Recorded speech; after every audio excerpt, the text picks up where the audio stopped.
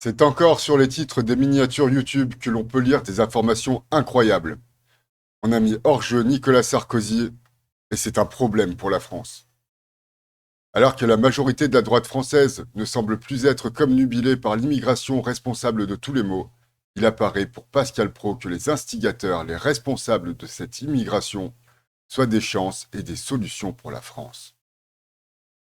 Ça veut dire que Nicolas Sarkozy a utilisé l'immigration illégale au cours de son mandat pour son projet économique pour la France. Donc on va lire un article du Monde qui explique ce qu'a fait Nicolas Sarkozy au cours de son mandat. Régularisation des sans-papiers, le dogme sarkozyste écorné. Le gouvernement n'en a fait, c'est un euphémisme, aucune publicité excessive.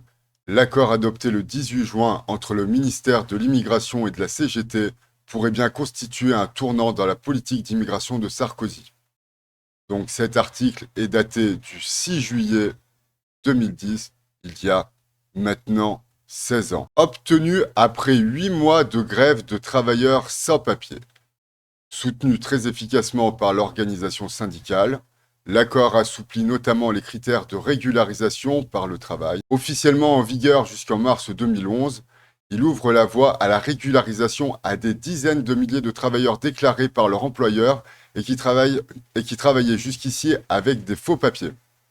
En ce sens, il entame singulièrement le dogme sarkozyste de non-régularisation des clandestins. En 2003, Nicolas Sarkozy n'abroge pas le dispositif de régularisation institué par la gauche en 98. 80 000 étrangers étaient devenus ni expulsables ni régularisables. En maintenant cette procédure qui permettait la régularisation après 10 ans de séjour illégal, il sort avec succès du premier conflit des sans-papiers auquel il est confronté, en régularisant des dizaines de milliers de travailleurs. Alors que la concurrence à droite se durcit dans la perspective de la présidentielle, il prône lors d'une convention UMP l'abandon de tout mécanisme de régularisation automatique. Sarkozy théorise alors l'idée d'une immigration choisie. On note, c'est Nicolas Sarkozy, l'intellectuel, qui a fait émerger l'idée d'une immigration choisie. On prend des notes. La lutte contre l'immigration clandestine est érigée en priorité en 2006.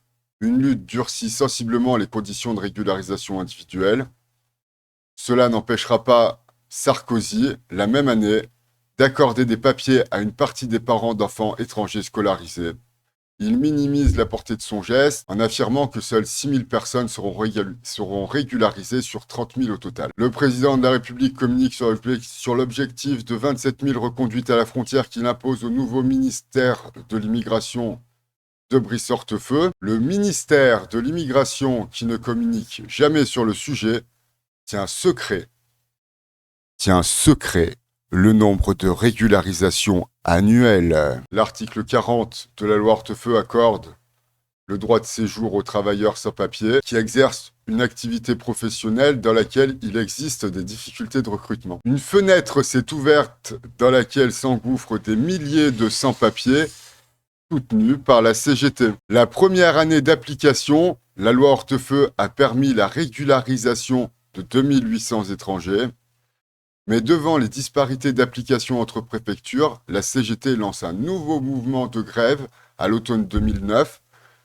Fait nouveau, elle est rejointe par une frange du patronat qui reconnaît ainsi implicitement le rôle de variable d'ajustement que jouent les immigrés dans l'économie, notamment dans des secteurs non qualifiés et ou pénibles, comme la restauration ou le bâtiment et les travaux publics. Après 8 mois de conflit, l'organisation syndicale très en pointe dans ce combat, elle tient désormais la place que la CFDT occupait dans les années 70-80 sur ce sujet, vient d'obtenir une avancée significative.